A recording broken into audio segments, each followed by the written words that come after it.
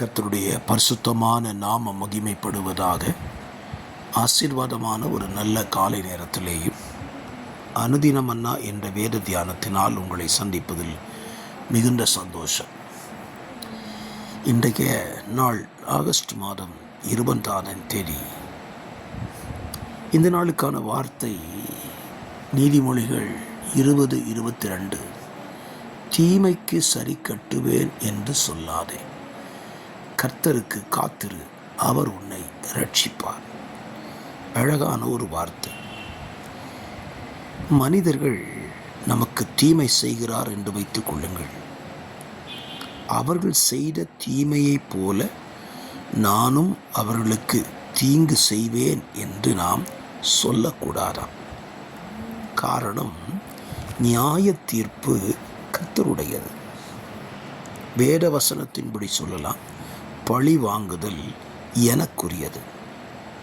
ஆகவே நமக்கு விரோதமாய் தீங்கு இழைக்கிறவர்களுக்கு நாம் பரிகாரம் செய்ய முற்படாதபடி அதை கர்த்தர் கையில் நாம் விட்டு விடுவோமானால் நிச்சயமாய் அவர் நம்மை ரட்சிப்பார். எப்படி ரட்சிப்பார்? நமக்கு தீமை செய்கிறவருடைய கரத்திலிருந்து நம்மை ரட்சிக்க அவர் வல்லவராயிருக்கிறார். சவுல் தாவீதுக்கு எவ்வளவோ தீங்கு செய்து கொண்டிருந்தான். ஆனால் தாவீது ஒருபோதும் ஒரு நாளும் சவுலுக்கு தீங்கு செய்யவே இல்லை. அப்படி தீங்கு செய்யாமல் விட்டதனுடைய விளைவு என்ன? கர்த்தர் தாவீதை ரட்சித்து விட்டார். சவுலோ தான் தீமை செய்யும்படி ஓடினதனுடைய விளைவு அவன் மேல் தீங்கு திரும்பிற்று. ஆம், என்னை கேட்கிற அருமையான கர்த்தருடைய பிள்ளைகளே, இந்த காலவெளியிலையும் நீங்கள் இந்த வசனத்தை அப்படியே கடைபிடியுங்கள். உங்களுக்கு விரோதமாக யார் தீங்கிழைத்தாலும் சரி, திருப்பி செய்து விடுவோம் என்று எண்ண வேண்டாம். தீமை செய்தவர்களை, தீங்கு இழைத்தவர்களை கர்த்தர் கையில் விட்டு கொடுத்து விடுங்கள். அவர் அதை பார்த்து கொள்வார். நம்மையும் அந்த தீங்கு நின்று ரட்சித்து பாதுகாத்து கொள்வார்.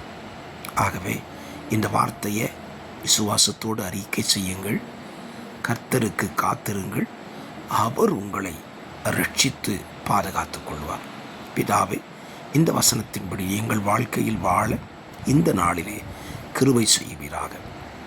ஆசீர்வதித்து உம்முடைய ஜனத்தை நடத்தும், ரட்சித்து காத்துக்கொள்ளும். இயேசுவின் நாமத்தில் ஜெபிக்கிறேன். இந்த நாள் நம்முடைய பிள்ளைகளுடைய வாழ்க்கையில் ஆசீர்வாதத்தையும் நன்மையையும் மேன்மையும் காண்கிற நாளாக இருக்கட்டும். விசேஷமாய் அவர்கள் எங்கிருந்தெல்லாம் பாதுகாக்கப்பட வேண்டுமோ அங்கிருந்தெல்லாம் அவர்களை ரட்சித்து பாதுகாத்து கொள்ளும். கிருபை சூழ்ந்து கொள்ளட்டும். இயேசுவின் நாமத்தில் பிதாவே, ஆமென்.